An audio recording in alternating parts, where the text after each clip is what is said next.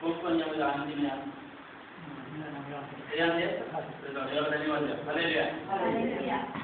Okay, देवाच्याकडे जाऊया. दुसरी गोष्ट वर्तमान येतं.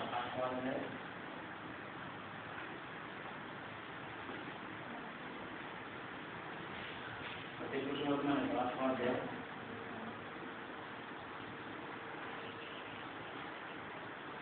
आणि 1 ते 4 वर्ष आपण वाचूया. कुष्ठरोगाकडे करेल.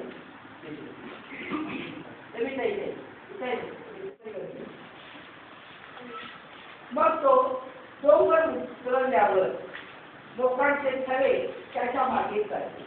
आणि पहा, एक कुष्ठरोगी त्याच्याकडे आला व त्याच्या पायाकडे त्याला म्हणाला, प्रभूजी, आपली इच्छा असली तर मला शुद्ध करण्यास आपण समर्थ आहात.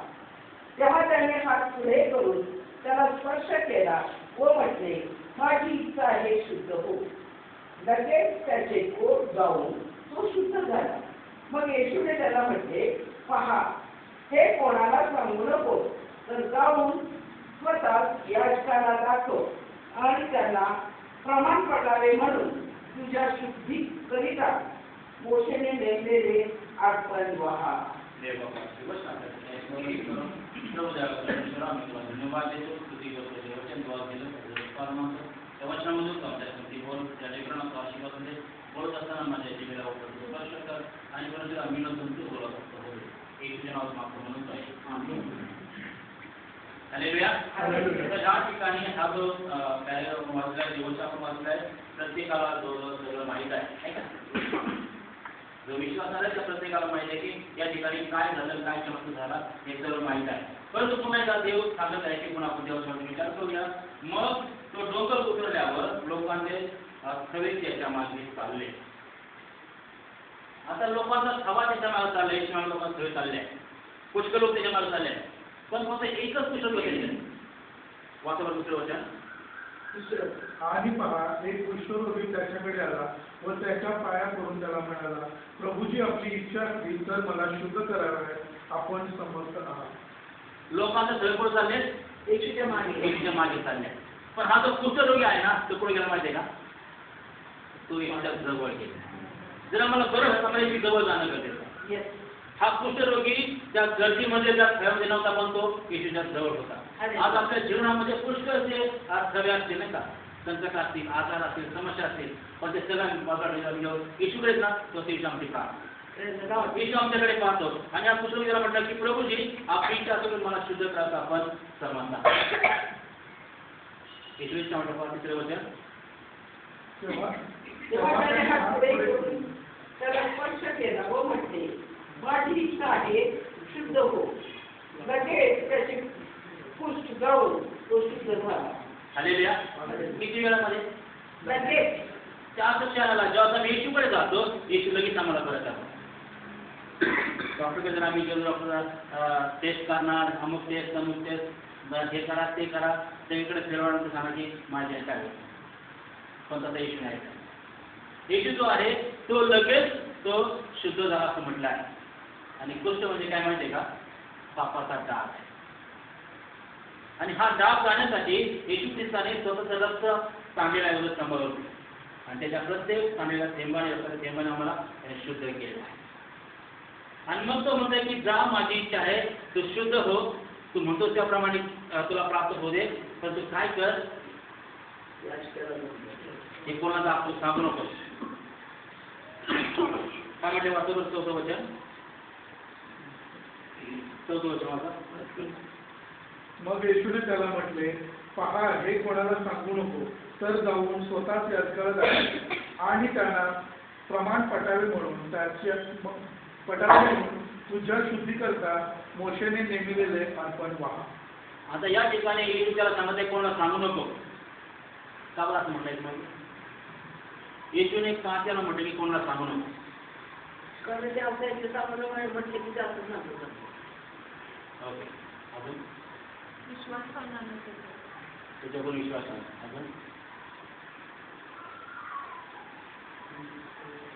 अजून काय?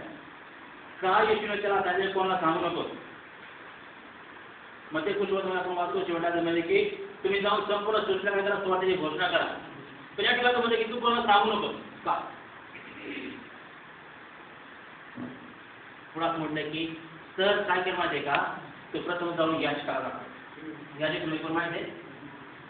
याचक म्हणजे चर्चमध्ये सेवा करायला पास्टर किंवा पालक त्याला पैसे जाऊन राहतो आणि त्याला प्रमाण पाठायला म्हणून जे मोजलेले नियम शास्त्रामध्ये लिहिले ते अर्पण घेऊन म्हणजे आता असं आहे की आम्ही तर बरं आम्हाला इकडे फिरण्याची गरज आहे. तो आम्हाला चर्चमध्ये जायचं आहे, देवाच्या लोकांमध्ये जायचं आहे, देवाच्या लोकांना सांगितलं येशूने मला बरं केलं आहे.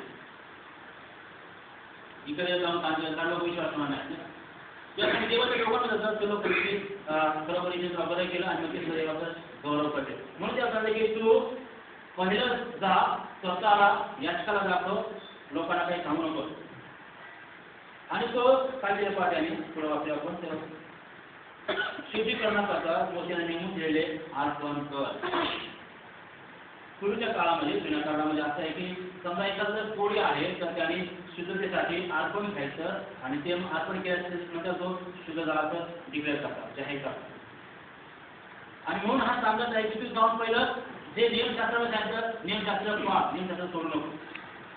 येशूचं म्हटलं की मी नियमशास्त्र पूर्ण करण्यास आलो ते तोडायला हवं नाही.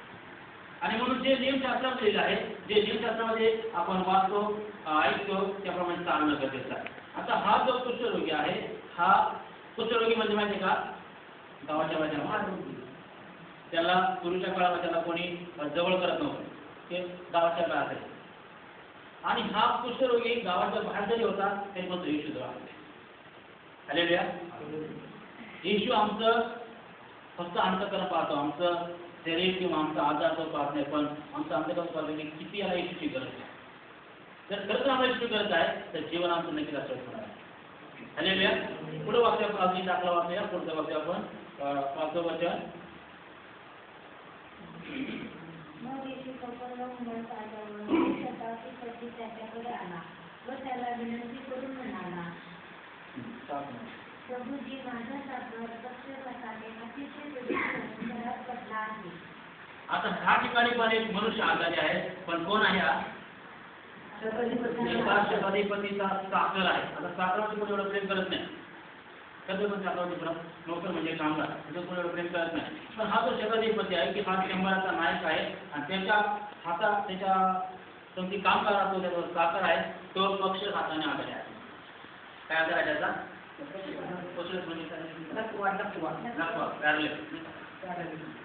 आणि आता अशा आजाराने तो आजारी आहे आणि तो शताधिपती प्रभूला म्हणत आहे की प्रभूजी माझा सासर आजारी आहे. आता प्रभू त्यावर आजार डॉक्टरकडे झाले कारण त्यावेळेस पण डॉक्टर होते. जेव्हा आपण येशूचा काळ डॉक्टर त्या ठिकाणी होते डॉक्टर असं नाही परंतु येशू काय म्हटलं आपण वाचूया आपण 7वं वचन. तो त्याला म्हणाला, मी येऊन त्याला बरे करेन. बरं. येशू त्याला म्हणाला मी येऊन त्याला बरं करेन. पण हा शताधिपती म्हटला मला एवढं थांबायची वेळ नाही, आता त्याचा मला माझा सासर बरा व्हायला पाहिजे. वाचूया पुढे आपण 8वं वचन. तेव्हा शताधिपतीने उत्तर दिले की प्रभूजी आपण माझ्या सफरासाठी यावे अशी माझी योग्यता नाही, पण शब्द मात्र बोला म्हणजे माझा बरा होईल. काय म्हणला म्हणताय? प्रभूजी तुम्ही माझ्या छत्राखाली यावं या योग्यतेचा मी नाही. काय करा शब्द फक्त बोला. आज या शब्दामध्ये एवढं सामर्थ्य आहे शब्द जेव्हा मी ऐकतो जेव्हा आमच्या कानावर शब्द पडतो तेव्हा आमच्या शरीरामध्ये आरोग्य द्यायला लागतं. एक सत्य घडली घटना आहे दुबईला असताना एक मनुष्य होता आणि ते बोलतात टीव्हीला बेन हिंदी कॅसेट पाहिजे आणि त्याचा कान त्याला ऐकत नव्हतं. बेनी त्याच्या कानामध्ये बोटं घाला आणि काढा त्यांच्या सगळं ऐकायला लागले. टीव्हीवरती पाहिलं होतं आणि आमच्या समोरची घडली घटना आहे सत्य घटना की त्या ठिकाणी फोटो बोलत नाही. त्याबरोबर नाव होतं गुलशन ते पाकिस्तानचे होते आणि आम्ही एका चर्चमध्ये असायचो. आणि मग त्यांनी सांगितलं की मी जेव्हा बेनीचा संदेश ऐकला आणि त्यांनी मला त्याच्या कानामध्ये बोट घातलं आणि काढलं मला ऐकायला येणार. हालेलुया. कशाला सामर्थ्य माहिती आहे? शब्द. त्या शब्दामध्ये सामर्थ्य आहे. आपल्या जीवेमध्ये सामर्थ्य आहे. आपली जीभ जी आहे ना ती भोजकाला आग लावणारी आहे आणि जिभेच्या खाली काय माहिती का आरोग्य आहे आणि शाप आहे. आणि म्हणून जी आम्ही आम्ही शब्द बोलतो तो नेहमी आम्हाला कसं म्हणजे सकारात्मक बोलायचं, नकारात्मक कधी बोलायचं नाही. आणि मग हा शब्दाधिपती म्हणताय की प्रभूजी तुम्ही फक्त शब्द बोला म्हणजे मला ताकद आला. त्याला माहिती प्रभूच्या शब्दामध्ये किती मोठं सामर्थ्य आहे. त्या शब्दाने काय झालं माहिती का, संपूर्ण विश्व निर्माण झालं. त्या शब्दाद्वारे संपूर्ण मानवजात निर्माण झाले, पशु पक्षी निर्माण झाले आणि त्या शब्दामध्ये सामर्थ्य आहे. आणि म्हणून तो म्हटला की प्रभूजी फक्त शब्द बोला म्हणजे माझा ताकद वाढवा. हालेलुया. तो शब्द आपल्यासाठी आहे. तो शब्द आम्ही सांगायचे तुला की प्रभू शब्द बोल म्हणजे माझा आधार बरा, आणि शब्द बोल म्हणजे मी बरा होईल. तो शब्द बोल म्हणजे मला आरोग्य प्राप्त होईल. आणि तो शब्द म्हणजे स्वतः येशू आहे. आपण असं घेऊन देवांमध्ये की प्रारंभी शब्द होता, शब्द देवाचा आणि शब्द देव. तो शब्द म्हणजे येशू आहे. आणि जेव्हा आम्ही येशूचं नाव घेतो तेव्हा आपल्या शरीरामध्ये आरोग्य येतात. हालेलुया. आणि म्हणून हा शब्दामध्ये म्हटला की प्रभूजी तुम्ही फक्त शब्द बोला म्हणजे माझा ताकद बरा होईल. हालेलुया. पण वाचले आपण त्याचा द्यायचं 9वं वचन. कारण मी ही साधेदार मनुष्य आहे आणि माझ्या हाताखाली शिपाई आहे. मी एका रगामध्ये की तो जातो, दुसऱ्या लेणीमध्ये की तो येतो आणि माझ्या दासाला अमुक द्वार म्हटले की तो ते करतो.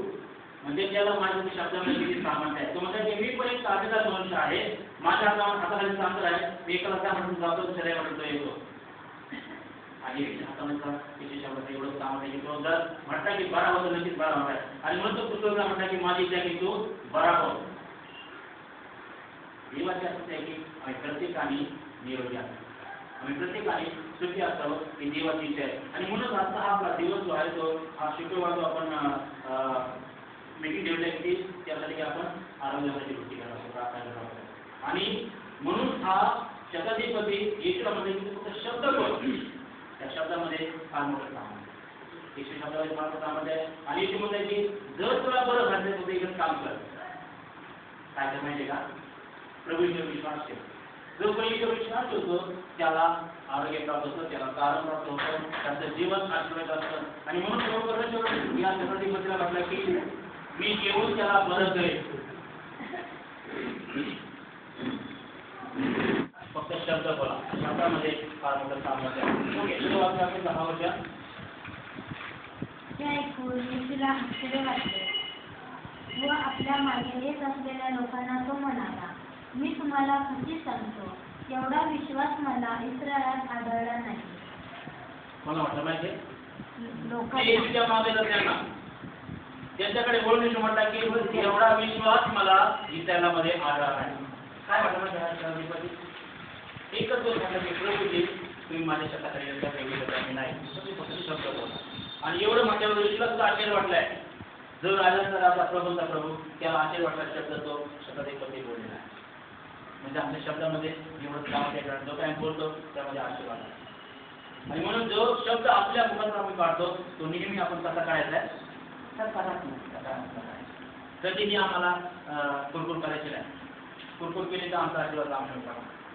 माहिती काय 40 वर्ष इतर लोकांना लागले. किती वर्ष लागले?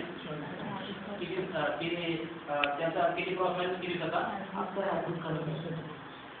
फक्त 11 दिवसाचा प्रवास आहे, पण त्याला 40 वर्ष लागले. कारण का माहिती थोडं पुढे गेले का कुरकुर करायची, आम्हाला ठिकाणी चांगलं खायला मिळतं परत माग. पुढे गेलं का आम्हाला ठिकाणी मध्ये मिळतं परत माग. म्हणजे कुरकुर केली तर आम्ही आमच्या आठवड्यातून मागतो. म्हणून आम्हाला कुरकुर करायचं, आम्हाला आनंदाने देवाचं वचन स्वीकारायचं आहे.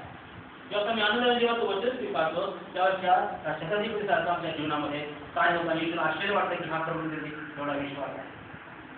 शताधिपती जेव्हा शब्द बोलला तेव्हा तो शब्द ऐकून येशूला आश्चर्य वाटलंय. मग काय शब्द बोलला ते म्हटलं की प्रभूजी तुम्ही माझ्या शताकडे येतात योग्य करता मी नाही. म्हणजे त्यांनी स्वतःला किती नम्र केलं. येशू फार मोठा आहे आणि किती आवडता आणि चांगलाची लोळी आहे. परंतु लक्ष आपण जाणून केलं पाहिजे की प्रभू ख्रिस्त देव जो आहे तो फार महान आहे. किती मोठा आहे म्हणजे तो स्वर्गाने बसायच्या पाय पृथ्वीवरच्या एवढा महान तो आहे. आणि त्या महान देवाची आम्ही लेकरं. किती मोठा केलेला म्हणजे आपल्याला त्याची पुत्र आणि कन्या म्हणण्याचा अधिकार दिला. आणि म्हणून तो सांगत आहे की शताधिपती त्याला म्हटलं की प्रभूजी तुम्ही माझ्या कथासाठी आवाज द्या योग्य त्याचा मी नाही. मग शब्द मात्र बोला. हे बोलल्याविषयी मला आश्चर्य वाटलं आणि पुढे वाचूया आपण 11 वर्ष.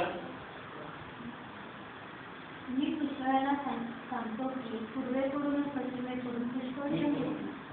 13. 11. मी तुम्हाला सांगतो की पूर्वेकडून व पश्चिमेकडून पुष्कळ जण येतील आणि स्वर्गाच्या राज्यात अब्राहम, इस्हाक व याकोब यांच्या पंक्तीत बसतील. परंतु राजाचे पुत्र बाहेरील अंधारात टाकले जाते, तेथे रडणे व दात खाणे चालेल. मग येशू शताधिपतीला म्हणाला, जा, तू विश्वास ठेवल्याप्रमाणे तुला प्राप्त हो. आणि त्याच घटकेत तो साखर बरा झाला. हालेलुया. धन्यवाद धर्माचे. त्याच घटकेत त्यानंतर झाला का? नाही. त्याच घटकेत, ज्या घटकेत येशू शब्द बोलला त्या घटकेत तो बरा झाला. म्हणजे एका शब्दामध्ये एवढं सामर्थ्य आहे. आणि म्हणून संगीतमध्ये म्हटलं की तू शब्द फक्त बोल म्हणजे माझा साखर बरा होईल. आता मला एक शब्द ऐकायला आला पाहिजे. एक शब्द आम्ही ऐकला पाहिजे आणि जर ऐकला असेल त्याप्रमाणे चाललं पाहिजे. आणि म्हणूनच आपण आज देवाला धन्यवाद देतो. शब्द हा सांगत आहे की तू जर विश्वास ठेवते तर देवाचं गौरव असेल. या शब्दाधिपतीला तो म्हटला की मी येऊन त्याला परत करतो. तो म्हटला नाही नाही एवढं शब्द शब्दामध्ये एवढं सामर्थ्य आहे कारण तो शब्द आमच्यासाठी तेही झाला. त्याने आमच्यावर वस्ती केली आणि तोच म्हणजे येशू ख्रिस्त आपल्यामध्ये आहे. म्हणून आपण देवाला धन्यवाद देऊया, स्तुती करूया. देवा करू आणि वचन आपल्यासाठी अधिक आशीर्वाद.